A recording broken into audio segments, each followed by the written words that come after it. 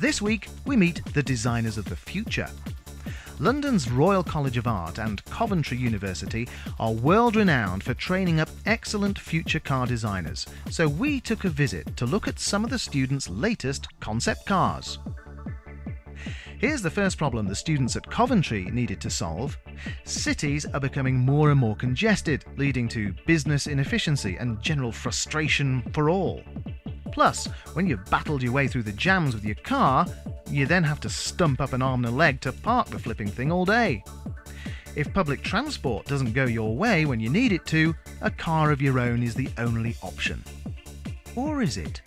Thomas has come up with a workable alternative to private vehicle ownership. This is basically the solution to private vehicle ownership. The way I see it, in the future, with the legislation in inner city travelling, private vehicle ownership is not going to be the in thing anymore. It's going to be very expensive and very misinformed, let's say. Public transport isn't the best answer to this problem. People like their own personal space, and let's admit it, public transport doesn't get you where you want to get, when you want to get there. He's right, of course. And have you ever tried to take 4 bags of shopping, 2 small children, a pushchair and a stuffed alligator on a bus journey? Exactly. So Thomas's concept is this car he calls OB, as in object, which comes wrapped up in a system of ownership where you can hire cars when you need them from registered mobile phones. But why is this different from normal car hire? The difference is these are located within the majority of inner city council-owned car parks. The council owns, runs and maintains these vehicles.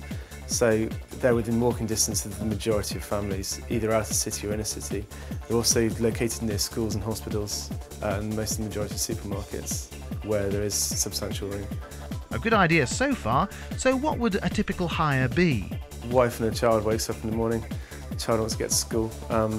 The mother doesn't really want the child to catch the bus because it's not really old enough. A bit worried about him, so off they pop. She phones up on a mobile phone, allocates the time, is given back a code. She goes straight to the vehicle, is able to hire the vehicle or rent the vehicle for a set period of time, however long it takes her to drive the child to school and drive back again. If she wants, she can stop off at the supermarket on the way back or the garden centre and make the most of her rental period. The cars are located on quad pods, which are pods that hold 4 vehicles. They're also a central recharging station, and they're all linked via satellite to a central hub located in the city. But surely lazy punters wouldn't bother to plug in to recharge their vehicles after using them, would they? Thomas has thought of this too. When vehicle rental is over, that's signalled by the fact that the user will then plug the car back into the charging point. So it's almost as the onus is on the user to recharge the vehicle, so you always have charged vehicles ready for you. Neat touch. But isn't this OB system very similar to the Citroën concept system called Osmose, proposed some years ago? The Citroën Osmosis is it's just a giant vehicle. It's used by a single driver who uses it as a glorified taxi service. Why would a person want to buy their own vehicle to give the lifts to people who just couldn't be bothered to buy their own vehicle? This isn't owned by a single person. It's rented to a number of people and it's also very small. It's in fact 150mm smaller than the smart car, but a little bit taller. Due to the inclined seating position, you've got a lot more interior cabin space than the smart car also, and you've got a huge amount of storage in the back. So it's got a very smaller footprint and very good all-round visibility by the glass on the vehicle. The OB may be a workable and practical city-based care-share system, but it's not exactly the fun side of motoring, is it? These days we have the choice of a wide range of thrill machines, from roadsters to cabriolets to out-and-out power vehicles. But, according to Swede Linda Andersson, the future will accentuate the need for a different type of motoring thrill. In the future, I believe the public transport is going to be developed, and I think more the personal transportation is going to belong in the area of entertainment. And so this vehicle is about the excitement of driving.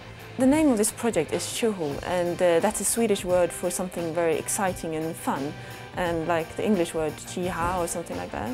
And it's a project about the excitement of driving, and because I believe in the future, I think the public transport is going to be developed, and but I think we still need vehicles for people's emotional needs. So Linda did a load of research and came up with this sexy looking part car, part hovercraft. Yeah, the technology around this project is based upon hovercraft, but to facilitate the steering, it's got 2 wheels in the front.